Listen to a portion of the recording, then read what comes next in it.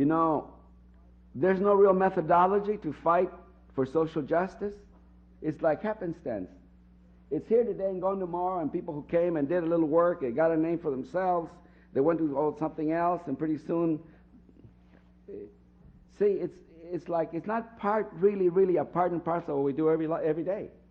It's not like running a store, or making money, or getting a name. It's not like that.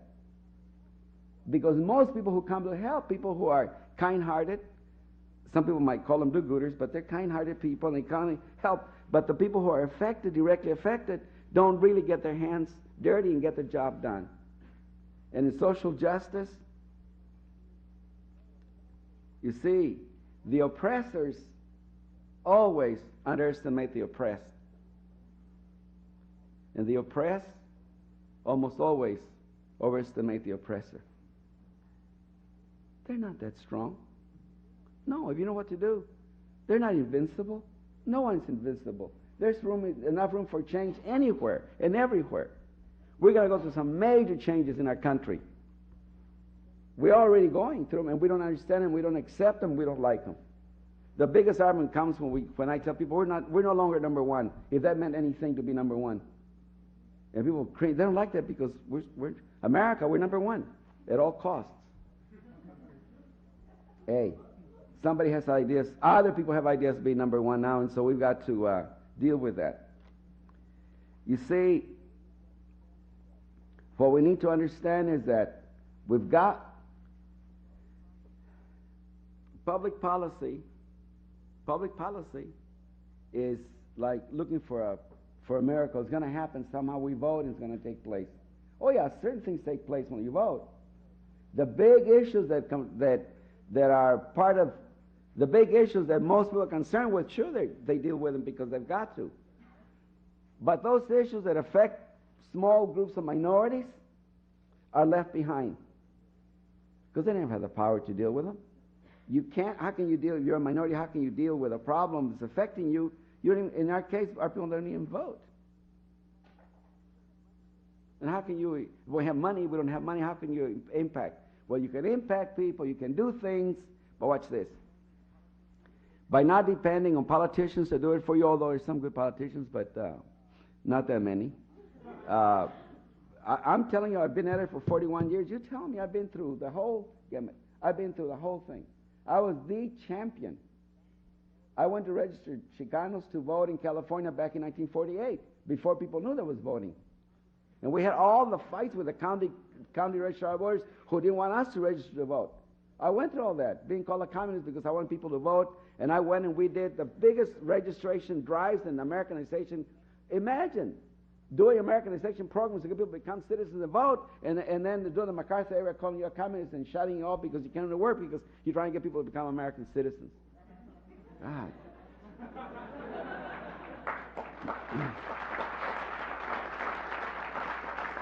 But watch what happens. Watch what happens.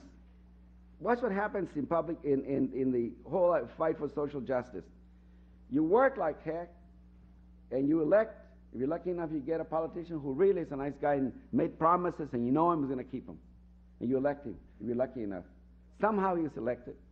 In California, it takes millions to elect people these days, more every year.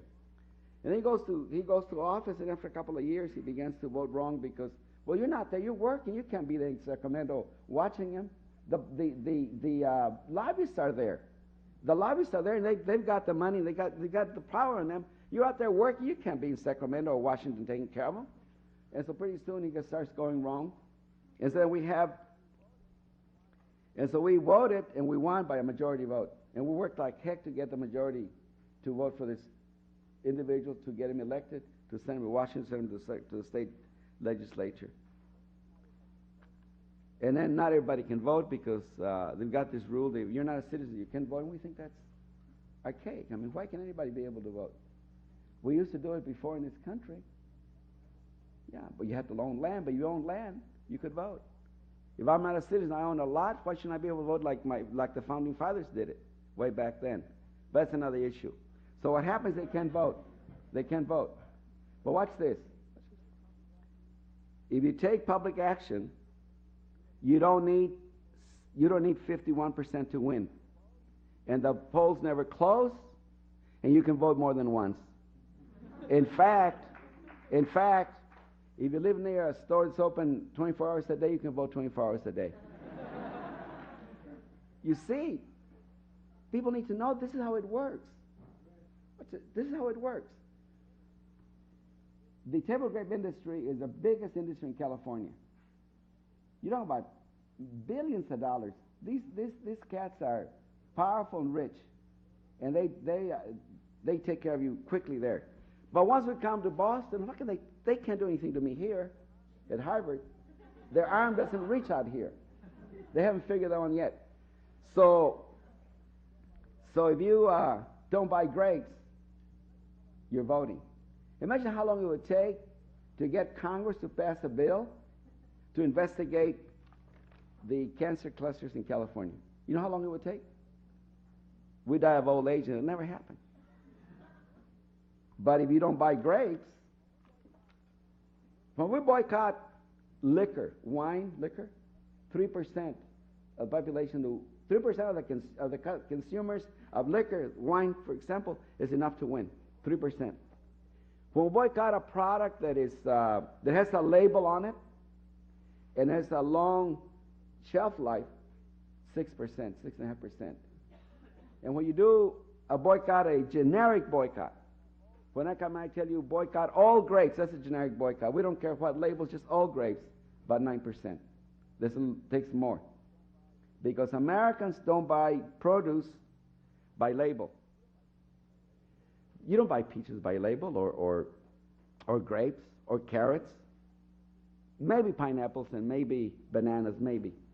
You buy them by how they look, the price, how you feel about the particular vegetable or fruit, but not by labels. So then you do it generically and get rid of the problem. You see, the fight and the work for social justice has never been managed. It's never been take an organization of people who are affected and stay with it for as long as it takes. I mean, never give up. They haven't ever really looked into the power at the marketplace. And let me tell you another thing. And even those who come out to tell you to help them, they don't tell you exactly what to do. It's complicated. We've been doing it for 30 years, and we tell you exactly what to do. Just don't eat grapes. That's very simple. We don't say come to a rally. We don't say go march with us. We don't say give us money. All we want to do, you can, of course, but see, because we know the American public, we think we know very well. We don't want you to lose a step in your daily life, in your routine, and still help us. That's the trick.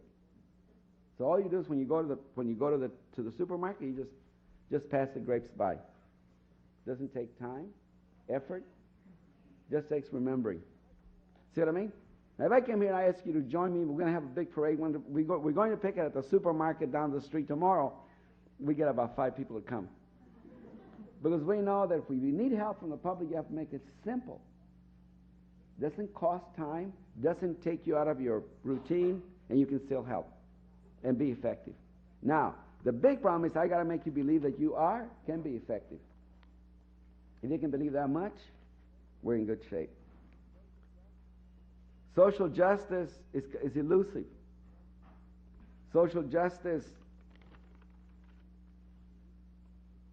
is usually fought by people who are not the victims, but trying to help someone, as I said earlier. And social justice is a kind of misused word anyway. Social injustice is probably better. It says more. I was reflecting today before I came here. I was just kind of playing the tape back. It's going to be 42 years pretty soon. Now, what have I done in 42 years? Well, 19 years before I had a first victory. 19 years. I didn't have a victory. I didn't know what victory was. It took me 19 years to say, wow, this is how it feels to be victorious? Great, But it took that long. And second is, the most asked question of friends as I travel all over the country, the press, the one question people ask me, the more anything else they say, how do you do it? Don't you get discouraged? It's never crossed my mind getting discouraged. They say, don't you get fed up?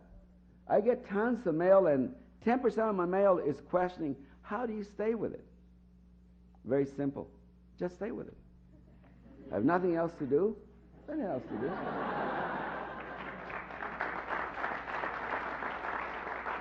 I don't own a house, and I don't own a car. I don't have a bank account. I have nothing.